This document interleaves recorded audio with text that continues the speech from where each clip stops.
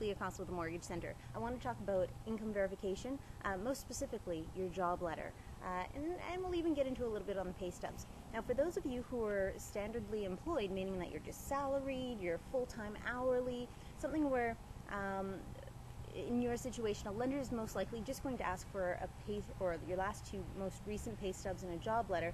I want to make sure that you are in fact getting the right type of paperwork with all of the information on it that you need. Especially for those of you who are in like mom and pop type companies where it's just you and some other person, or they don't have a payroll company doing the payroll for you. So here's what the lender is going to want to see on a job letter, and it's very important that all of this information is included on it. So the first thing has to be on company letterhead. Now, even if your company doesn't have letterhead, you're going to have to make some, okay? Put your logo on there and whatever you need to do, but we're going to need some sort of company letterhead that the letter is written on. The second thing, obviously, it cannot be a handwritten note. We're going to need this typed up professionally, and the information that it's going to want is a date. A date is going to be good because the lender wants to make sure that you actually work there today, that this isn't a letter that you grabbed from like 2 years ago, and since then you've been fired or laid off or something. So that's the first thing, a date. The next thing is, what is your job position? This is especially important for those of you who have been at your job for less than 2 years, because in those cases, the lender's going to want to know who your previous employer is and what your position was there, and they like to see that you have at least 2 years in your industry. Shows a bit of stability for you on your application. So your job position. They're going to want to know how long you've been working there for, or what your start date was. The reason for this is, again, that 2-year to 3-year history that lenders like to see. The other thing is, if you've only been there for a couple of months, the lender is going to want to know, are you on some sort of 3-month probation? Because if you are, that's not exactly a secure position. You may have to wait to buy a home after your probation is up. So how long you've been there is going to have to be on there. The other thing is your income, obviously. Now, if you're salaried, that's going to be pretty easy. Mary Jane makes $50,000 a year, and cut and dry. But if you're hourly, the lender is going to need to have some sort of guarantee on there of how many hours you work a week. So for example, some of you are full-time, but you only work 35 hours a week. Others are 40. Some are guaranteed 35, but you get even overtime or bonuses or commissions after that. So in those situations, we're going to need to know what your base is, okay? So if you work 35 hours a week guaranteed and you make $25.70 an hour, then that's what the lender needs to see.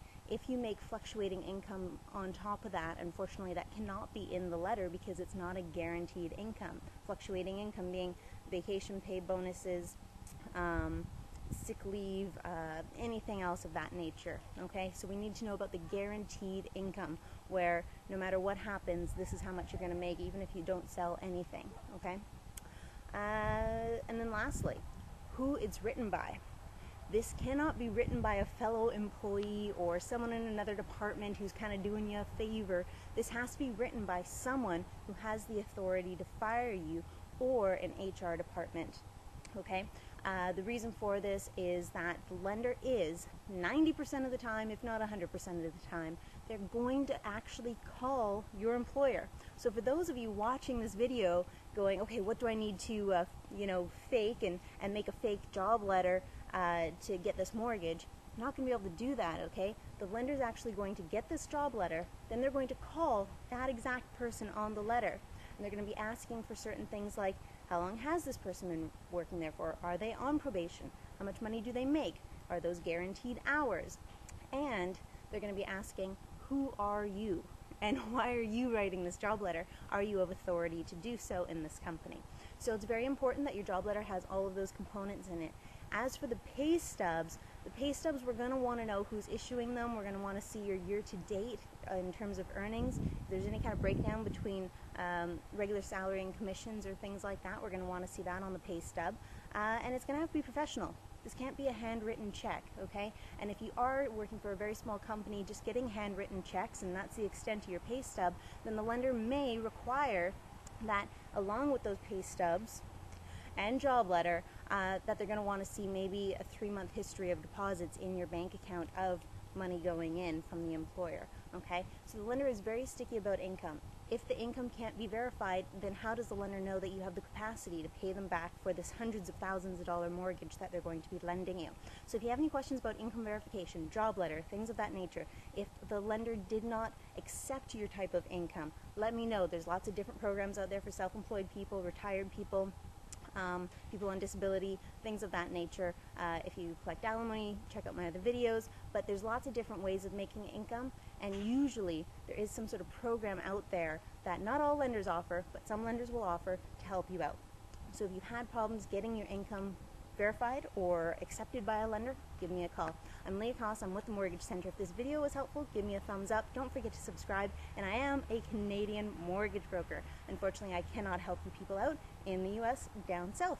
So if you have any questions, let me know. Otherwise, I will talk to you soon.